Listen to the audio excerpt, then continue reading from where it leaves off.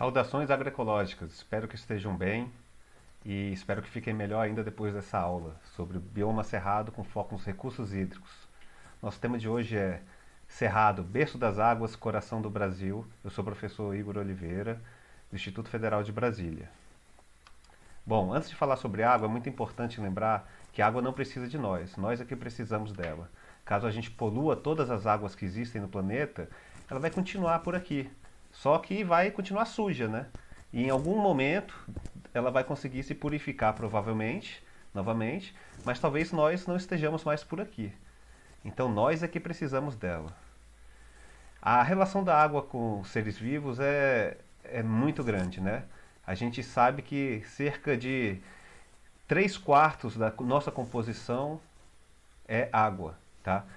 Quando a gente é mais novo, a gente tem uma porcentagem maior, um percentual maior de organismo de água no organismo. À medida que a gente envelhece, isso reduz um pouco, mas no jargão a gente fala que nós somos formados por 3 quartos de água. Tá? E o que a gente faz com as águas, né? A gente, em geral, trata muito mal.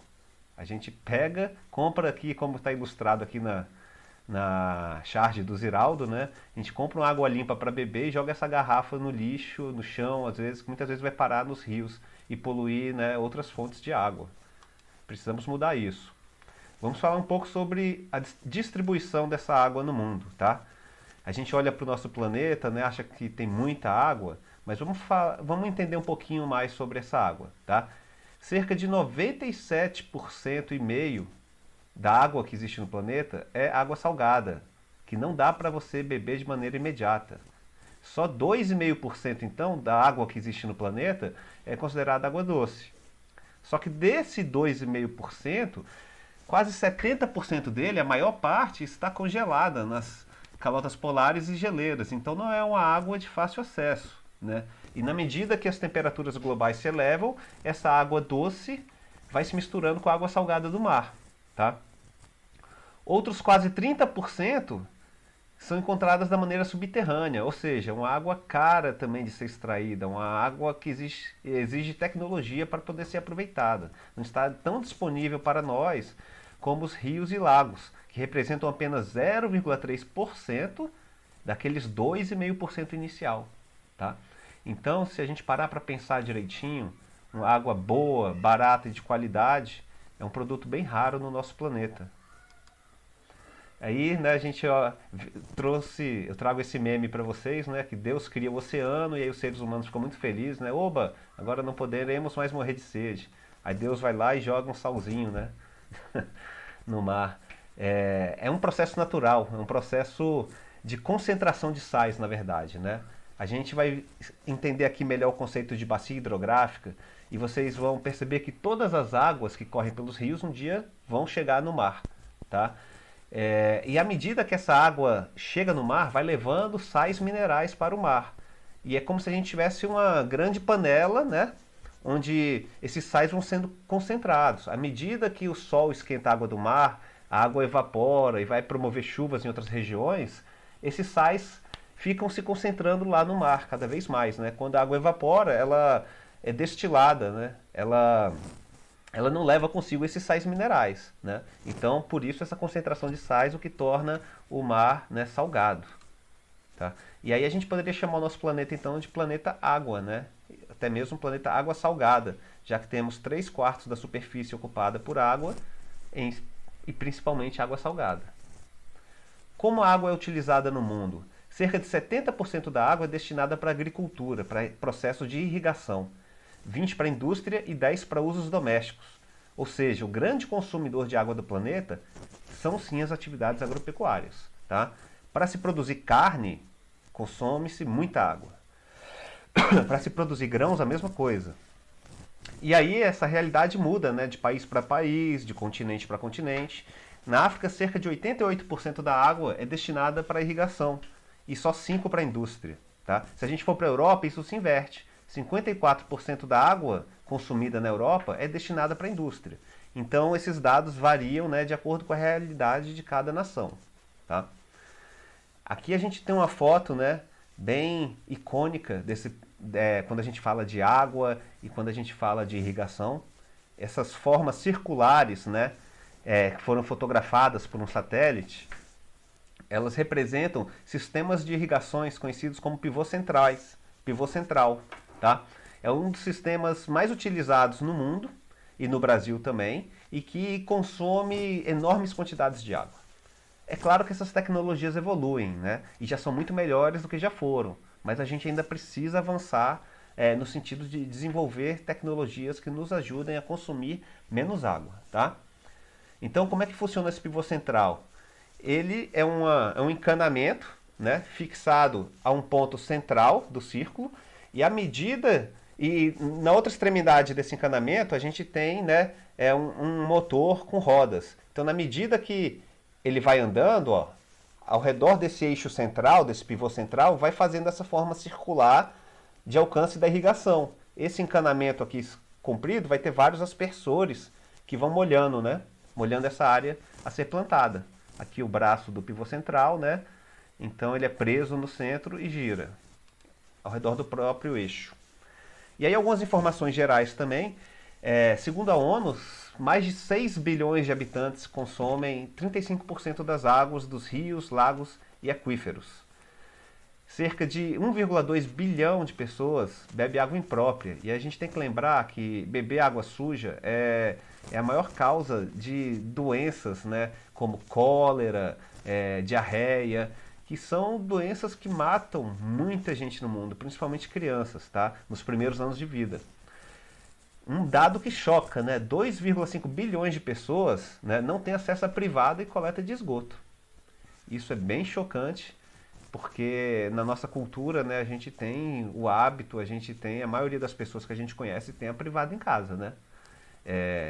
Conheço pessoas que não tiveram, mas que hoje têm, e acredito sim que existam ainda pessoas que não têm, com certeza, né? Principalmente em assentamentos e Brasil afora. Como eu estava falando, mais de 3 milhões de crianças morrem ao ano de cólera e disenteria. É muita criança morrendo, né? Se a gente quer ser defensor da vida, a gente precisa, ó, atuar aqui, ó. E aí tem um dado muito interessante, que vale para o mundo inteiro, né, em média. É que cada real ou cada dólar, né, investido em saneamento básico vira uma economia de 4 a 5 dólares em despesas médicas. Ou seja, cada real ou dólar que a gente investe para levar esgoto, coleta de esgoto e tratamento de esgoto para cidades, para a casa das pessoas, vai gerar uma economia de 4 a 5 nos hospitais.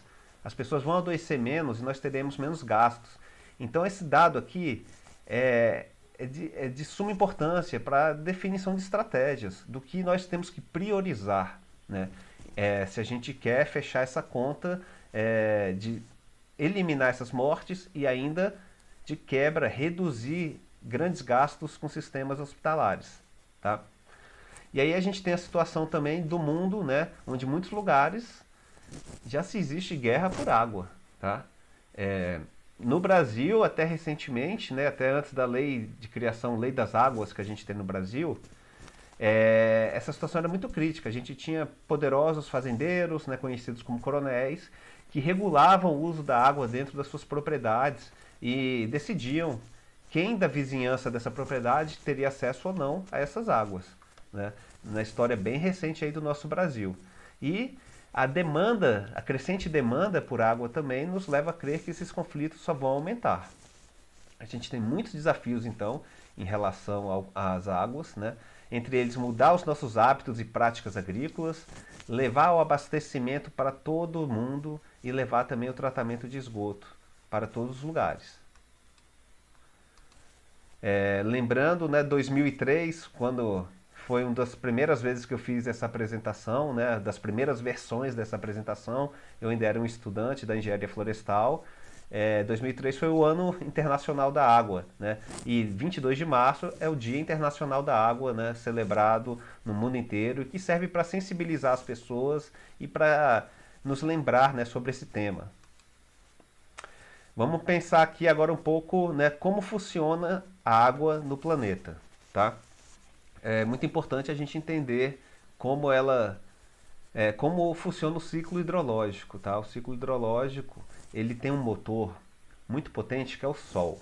O Sol faz esse ciclo funcionar, tá? Isso por quê? Porque o Sol joga energia pra gente, né? O Sol nos ilumina, nos aquece. Isso tudo é energia, gente. Essa energia que chega na superfície do nosso planeta aquece a água, né? Dos rios, dos mares. As plantas transpiram, o que a gente chama de evapotranspiração, né? Buscam água lá das profundezas com suas raízes e liberam vapor pelas folhas. Os animais transpiram, tá? Então, o Sol faz isso acontecer, essa evaporação dos líquidos. À medida que os líquidos, que esse vapor sobe para altitudes maiores, a temperatura vai sendo reduzida, né? Cada vez que a gente sobe mais, a gente tem uma redução na temperatura. Esse vapor se condensa, né? E em determinado momento ocorre a saturação das nuvens, e aí a gente pode ter a precipitação, seja na forma de chuva, seja na forma de neve, tá? Que é a água retornando para esse sistema. E aí a gente tem esse ciclo, né, que não para de funcionar em momento algum, tá? É muito estranho, né, a gente pensar em neve, né, a situação da neve. A neve é muito importante para formar rios. O Himalaia, né, a cadeia de montanhas do Himalaia lá congelada, todo verão derrete boa parte desse gelo e que forma os principais rios que abastecem bilhões de pessoas. Assim funciona também na Europa, América do Norte, né, aqui na Cordilheira dos Andes. A gente tem então essa precipitação na forma de neve, a água é armazenada na forma de neve que depois descongela e abastece os rios. Aquecimento global, né, aponta um grande problema nesse sentido, porque se congelar menos neve no topo dessas montanhas, a gente vai ter problemas no abastecimento dos rios. E lembrando que a chuva não cai exatamente igual em todo lugar, né? Então no Cerrado a gente tem as estações do ano bem definidas, né? A gente tem o verão chuvoso e o inverno seco, tá? Mas ao longo do ano essa variação ocorre principalmente, mas não quer dizer que chove igual em todo lugar. Então a gente tem áreas do Cerrado que vão chover de 600 a 800 milímetros ao ano e tem áreas que vão chover de 1.800 a 2.000 milímetros ao ano. Então, 600 a 800 são situações bem áridas, tá? Bem áridas mesmo. Situações aqui no norte da Bahia, no norte de Minas Gerais, né? São locais onde a gente tem um ambiente mais de transição com a caatinga. E aí, entrando agora no conceito muito importante de bacia hidrográfica, né? A bacia hidrográfica ela é uma região, é uma área cujo relevo delimita os córregos e rios, né? E fazem eles desaguarem num ponto único. Então, tentando explicar para vocês aqui com essa imagem, né? Dá para perceber que aqui é mais alto e aqui onde tem o lago é a parte mais baixa do terreno. O relevo determina para onde esses rios vão andar, né? Rio não sobe ladeira, tá? Então, rio só desce. Então, o relevo determina essas bacias. Aqui na imagem a gente tem uma grande bacia hidrográfica que pode ser dividida, né? Olha aqui, agora uma subbacia hidrográfica. Por quê? Aqui a cadeia de relevo dos morros, né, montanhas, limitou e fez a água escorrer para esse ponto único. Essa é uma subbacia hidrográfica de toda essa grande bacia hidrográfica. Pode ser dividida novamente, dependendo da nossa intenção e escala de estudo, tá bom? Então, mas a bacia hidrográfica também não está lá sozinha, né? Não é só uma montanha, não é só a natureza. Na bacia hidrográfica a gente tem uma série de atividades humanas acontecendo. Barragem para produção de eletricidade, para distribuição de água nas cidades, para lazer, temos agricultura que usa irrigação, cidades que são abastecidas, uma série de atividades que vão ocorrer nos solos, né, na superfície dessas bacias hidrográficas. E aí, o nosso uso desse solo tem um grande impacto, né, no funcionamento dessas bacias. Aqui são as grandes bacias hidrográficas brasileiras, tá? Ou grandes regiões. Existem outros autores com outras propostas, outras divisões, mas em geral a gente tem essa divisão aqui das grandes, que são divididas em bacias menores, tá? Por exemplo, a bacia amazônica aqui, ó, a gente pode entender que aqui tem a subbacia ou bacia do Tapajós, do Xingu, né? A bacia do Tocantins aqui no meio. Temos a bacia do Araguaia, do Tocantins, né? Que se unem para formar, né? E depois continua com o nome de Tocantins aqui na frente. Então essas são as principais regiões hidrográficas brasileiras. O que dá para entender daqui? Toda a água que nasce nessa região ou que chove nessa região de uma bacia hidrográfica vai escorrer e formar, tá, os rios dessa bacia hidrográfica, tá bom? Quando ela infiltra no solo, ela pode até migrar eventualmente de uma bacia para outra, mas toda essa água que escorre pela superfície, que nasce das nascentes, segue o caminho dessa bacia hidrográfica única, tá? E aí, olha aqui aqui uma ilustração já mais detalhada, né, subdividindo algumas bacias do nosso litoral, mas percebam que as principais divisões continuam muito parecidas, né, como Amazônica, Tocantins, Araguaia, São Francisco, Paraná, né, nesse mapa da Agência Nacional de Águas, que divide o Brasil em 12 grandes regiões hidrográficas. Cada bacia, né, tem seu tamanho, tem sua área, tem seu comportamento, tá bom? Então, tem seus solos, tem a sua ocupação, populações diferentes. E só uma comparação entre as bacias brasileiras, tá? A bacia amazônica é a maior bacia do planeta, com a vazão média de 133 mil metros cúbicos por segundo, gente. É vocês imaginarem um quadrado, né? Um cubo de 1 metro por 1 metro por 1 metro, tá? De volume, ou seja, né? 1 metro cúbico. Imaginar 133 mil quadrados desses atravessando uma linha por segundo. Então é muita água, né? No Rio Amazonas a gente tem locais que você não enxerga o outro lado da margem, para você ter ideia da dimensão desse rio, né? No Cerrado, o Cerrado vai estar principalmente localizado nas bacias do Tocantins, Paraná e São Francisco, tá? A do Tocantins, ó, tem uma vazão média de 11.300 metros cúbicos. Olha a diferença em relação à Amazônica. A do Paraná, 11.200. E a do São Francisco, né, já é mais árida, uma vazão de 2.000 apenas, né? Então a gente fala em transposição do São Francisco para ajudar, né, o Nordeste, mas a gente tem que ver se o Rio realmente tem condições, né? Eu acompanhei bem assim a época da elaboração dessa proposta e polêmica não falta. E aí onde o Cerrado se localiza? O Cerrado é essa mancha vermelha, aqui desse mapa abaixo, tá? Se localiza quase que sobrepondo, né, completamente, né, a do Tocantins Araguaia, grande parte da bacia do São Francisco e grande parte da bacia do Paraná. Como a gente vê aqui já na junção dos mapas, tá bom? Então olha só, 78% da área da bacia do Tocantins Araguaia é ocupada por Cerrado, 47% da área da bacia do São Francisco é ocupada pelo Cerrado e 48% da bacia do Paraguai é ocupada pelo Cerrado. Paraguai e Paraná, tá? É uma bacia que tem esse nome de Paraná, Paraguai, ou Paraná, ou Paraguai, dependendo da escala que a gente fala, tá bom? E o volume de água, tá? O Cerrado é responsável por 71% do volume de água da bacia Araguaia-Tocantins, 94% da produção de água da bacia do São Francisco e 71% da produção de água da bacia Paraná-Paraguai. Muita água. E o DF está localizado num ponto muito incrível do nosso mapa, tá? Das nossas bacias hidrográficas. O DF é um quadradinho muito especial em relação às águas do Brasil e por isso a gente tem que ter um cuidado muito grande com as águas por aqui. O DF tem aqui no norte do DF córregos que vão abastecer a bacia do Tocantins Araguaia. Vão atravessar todo o país rumo ao norte até desaguar no mar. A maior parte do DF está dentro, porém, da bacia do Paraná. Olha só essa parte mais amarelada aqui. Todos esses rios e córregos aqui do DF vão atravessar o Brasil seguindo o rumo do sul até desaguar. Até desaguar aonde? Alguém sabe onde deságua as águas que correm aqui do DF? As águas que correm na nossa escola, né, no Instituto Federal, que está localizado aproximadamente aqui onde eu estou passando esse mouse. Alguém tem ideia de onde essas águas vão chegar? A gente vai ver isso daqui a pouco.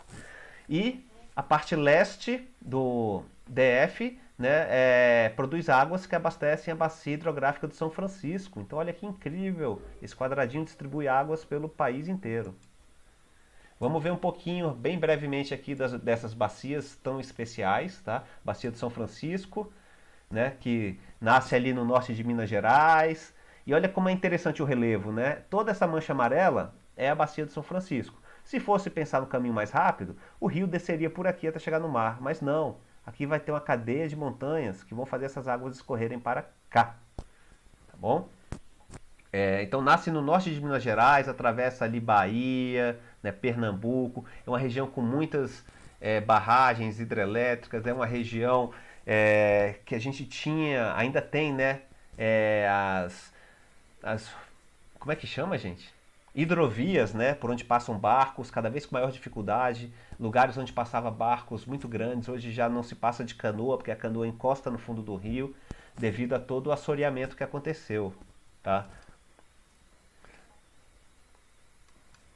A bacia do Paraná Prata, que é a que vai para o sul do país, né? Então forma grandes rios, é abastecida por grandes rios, tá? Entre eles o rio Tietê. Então as águas, né? Boa parte das águas do DF encontram até com as águas do rio Tietê. É a bacia que a gente tem muitas riquezas, como as cataratas de Iguaçu, né? A bacia que mais cobre o aquífero Guarani, que é uma grande reserva subterrânea de água que existe no Brasil, né? Faz parte do Brasil, Uruguai, Paraguai e Argentina. E olha só para onde vão as águas do Instituto Federal. Elas descem. Ó, DF está bem aqui assim aproximadamente onde está a setinha. Eles vão descer, descer, descer, descer por aqui. Vão passar por Foz do Iguaçu. Aliás, vizinhas a Foz do Iguaçu. É, vão descendo, descendo, descendo, descendo, descendo, até desembocar aonde? Lá na Argentina, tá bom? Olha que caminho comprido. Então, não conhece a Argentina, não tem dinheiro para comprar uma passagem, segue o rio, vai lá para o Instituto Federal, entra no riacho lá e segue esse riacho até o fim que você vai chegar no mar lá na Argentina. Não tem como se perder. Foz do Iguaçu, essa lindeza, né, uma das grandes maravilhas aí do nosso planeta. E a bacia do Tocantins-Araguaia, né, que é uma bacia também incrível, que forma esses dois grandes rios fantásticos, extensos, muito, né, procurados para pesca, lugares lindos, né, um cerrado diferente do nosso aqui.